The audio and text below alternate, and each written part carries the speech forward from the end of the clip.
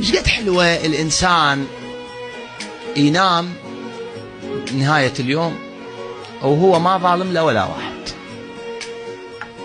ولا مأذي له ولا واحد، ولا كاسر له قلب واحد أبدا. بالعكس يمكن ينام وأكو فد كذا أروح بالعالم تدعو له. مش سهل، مش سهل، مش سهل إنه أنت تقع في طريق راحة خلق الله، إنه أنت بطريق الناس مرتاحة منك. المؤمن في الرواية هكذا: المؤمن نفسه منه في تعب والناس منه في راحة. هو متعب روحه لله يركض، بس الناس شنو؟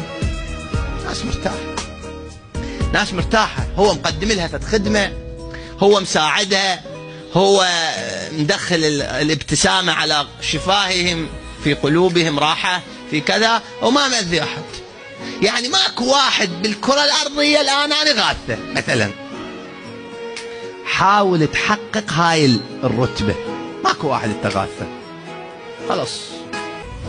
مو هذا أكو ظلمني يا أخي، إيه ظلمك، هذا أذاني، هذا كذا. الإمام مش يقول: الحمد لله الذي جعلني ممن تأمن